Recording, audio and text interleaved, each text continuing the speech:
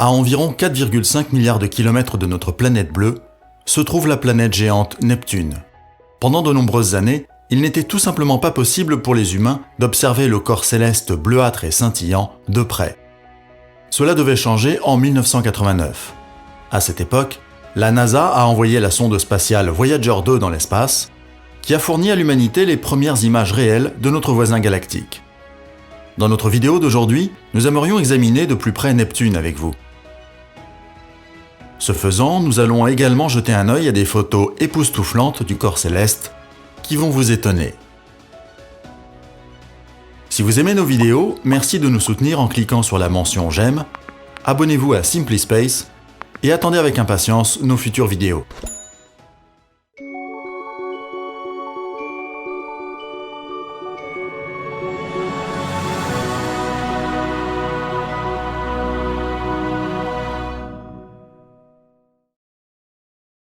Neptune, la géante de glace. Avec un diamètre équatorial d'environ 50 000 km, Neptune est la 4e plus grande planète de notre système solaire.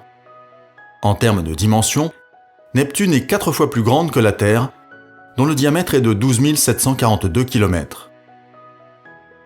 La masse du corps céleste est 17 fois supérieure à celle de notre planète bleue. Plus précisément, Neptune est une géante de glace. Cette catégorie comprend les planètes géantes dont les masses sont principalement constituées d'eau, de méthane ou d'ammoniac. Dans notre système planétaire, il y a 2 géantes de glace de ce genre. En plus de Neptune, Uranus est également classé dans la même catégorie. Contrairement à la première hypothèse, cependant, la surface planétaire d'une géante de glace n'est pas nécessairement gelée.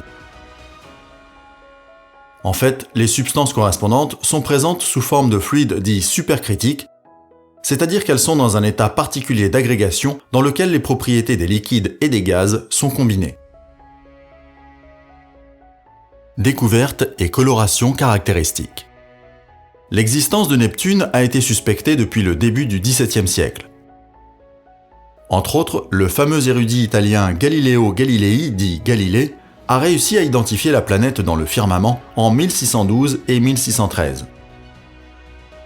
Toutefois, l'existence de Neptune ne fut officiellement confirmée qu'en 1846, lorsque divers calculs et observations ont scientifiquement justifié l'existence de la planète distante. Incidemment, le nom du corps céleste provient de la mythologie romaine. Dans les histoires des anciens Romains, Neptune était considéré comme le souverain des océans. Compte tenu de la coloration bleue caractéristique de la planète, qui rappelle l'apparence de l'eau, le choix du nom était extrêmement approprié. Cependant, la coloration de la surface du corps céleste n'est pas causée par un riche approvisionnement en eau, mais en réalité par de grandes quantités de méthane. Les compagnons galactiques de la planète géante. Neptune n'orbite pas autour du Soleil seul, mais bénéficie de la compagnie galactique d'au moins 14 lunes. La plus grande de toutes les lunes de Neptune est Triton, qui a un diamètre équatorial d'environ 2700 km. Le satellite naturel de notre planète bleue est légèrement plus grand que Triton, avec un diamètre d'environ 3474 km. Ce qui est intéressant à savoir, c'est qu'au sein de la recherche, on a longtemps soupçonné la planète naine Pluton d'être une ancienne lune de Neptune. Des enquêtes ultérieures ont cependant conduit à la conclusion que cette thèse ne correspond pas à la réalité. Si vous décidez de rechercher Neptune à l'œil nu dans le ciel étoilé par une nuit claire, vous serez malheureusement malchanceux. C'est parce que la géante de glace est la seule planète de notre système solaire qui ne peut pas être vue dans le firmament sans aide technique. Jour et année sur Neptune. À une distance d'environ 4,5 milliards de kilomètres, Neptune orbite autour du Soleil. L'orbite du corps céleste décrit un cercle presque complet. Alors que notre Terre n'a besoin que de 365 jours pour faire le tour complet de l'étoile fixe de notre système planétaire, Neptune passe une période beaucoup plus longue pour orbiter autour du Soleil. Il faut donc près de 165 ans avant que la géante de glace n'ait fait le tour complet du Soleil. Les jours sur Neptune sont d'autre part sensiblement plus courts que sur notre Terre. Neptune n'a besoin que d'environ 16 heures pour tourner une fois autour d'elle-même. Tout comme sur notre planète bleue, Neptune a également des saisons différentes. Alors que l'automne, l'hiver et les autres saisons sur Terre ne durent que quelques mois chacune, Les saisons sur Neptune s'étendent sur une période de plus de 40 ans.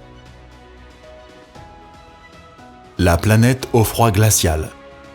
Parce que Neptune est séparé du Soleil par une distance énorme, l'intensité du rayonnement solaire sur la planète est relativement faible. Ceci a une conséquence directe sur les températures qui prévalent à la surface de la géante de glace. Ainsi, le thermomètre sur Neptune ne dépasse jamais la valeur de moins 201 degrés Celsius. En raison de la matière qui la compose, Neptune n'a pas d'atmosphère clairement définie. Selon toute probabilité, cependant, la planète a un noyau solide assez grand qui est à peu près de la taille de notre Terre. Alors qu'il fait un froid glacial dans les régions extérieures de Neptune, des températures allant jusqu'à 7000 degrés Celsius prévalent autour du noyau de la planète.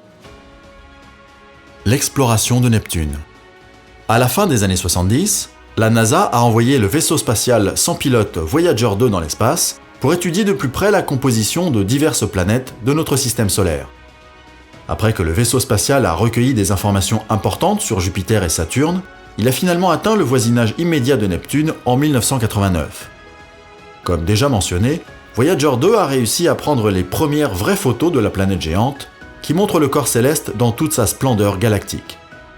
Au cours de la mission, les anneaux de la planète ont été découverts pour la première fois, et 9 lunes, jusqu'alors inconnues, ont également été découvertes. Un objectif important de la mission était aussi l'étude de Triton, la plus grande lune déjà connue de Neptune. On a pu établir que de nombreux geysers faisaient rage à la surface de la Lune, éjectant de l'azote liquide en grande quantité. Si vous pensiez que Voyager 2 arrêterait son service après avoir passé Neptune, vous auriez tort. En fait, le vaisseau spatial, qui a quitté la Terre le 20 août 1977, est toujours en orbite à travers les étendues infinies de l'espace, d'où il fournit encore aux scientifiques de notre planète bleue de nombreuses données importantes. Au cours de sa mission, Voyager 2 a produit de nombreuses images de la planète Neptune, qui ont ensuite été complétées par des images de télescopes modernes. Regardons de plus près certaines de ces photos extraordinaires. Le système d'anneaux fins de la planète géante. Certaines des photos officielles montrent les anneaux époustouflants de Neptune. Sur les photos en question, les 2 anneaux principaux qui orbitent autour de la planète peuvent être particulièrement bien identifiés. Le système d'anneaux de Neptune est très différent de celui existant à proximité immédiate de la planète Saturne. Alors que Saturne est entouré de centaines de milliers d'anneaux, qui forment ensemble un système complexe, le système d'anneaux autour de Neptune se compose d'orbites très fines et significativement moins nombreuses. Les anneaux individuels de Neptune sont relativement sombres et se composent principalement de particules de poussière microscopiques.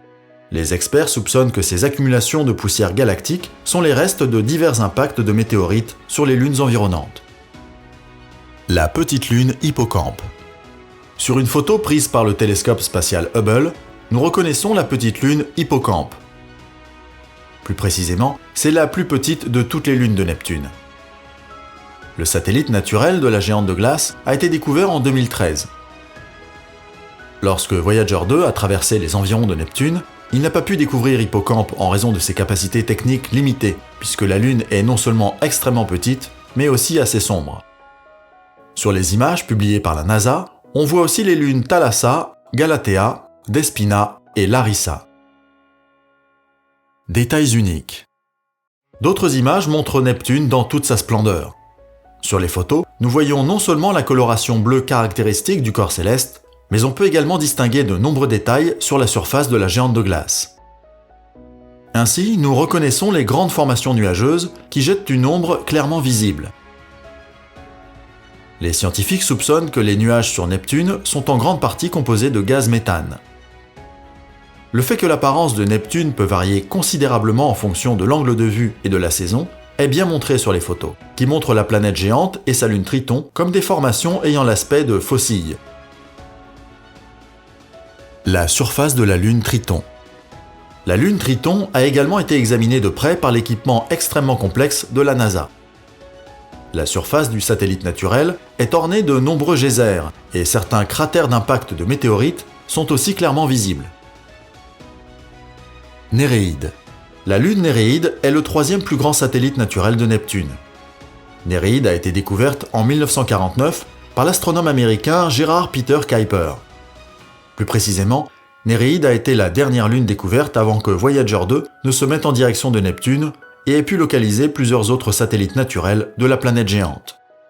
La sonde spatiale de la célèbre agence a finalement livré les premières images de la lune de Neptune, qui doit son nom aux nymphes de la mer de la mythologie grecque. Proteus. Si nous regardons les photos de la lune Proteus, nous réalisons rapidement à quel point les satellites naturels de Neptune sont diversifiés en termes de forme et de composition.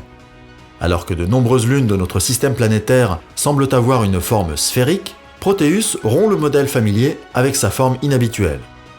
L'existence de la Lune, dont le nom est également emprunté à la mythologie grecque, était complètement inconnue de l'humanité jusqu'à la mission Voyager 2 de la NASA. Nous espérons vous avoir donné des informations sur Neptune de manière passionnante dans notre vidéo. Quelle photo de la géante de glace vous a le plus fasciné? Y a-t-il un fait sur la planète géante qui vous a étonné? N'hésitez pas à partager vos réflexions sur ce sujet dans les commentaires. Et si vous avez aimé notre vidéo, cliquez sur la mention j'aime. Merci pour votre intérêt. Prenez soin de vous et à bientôt.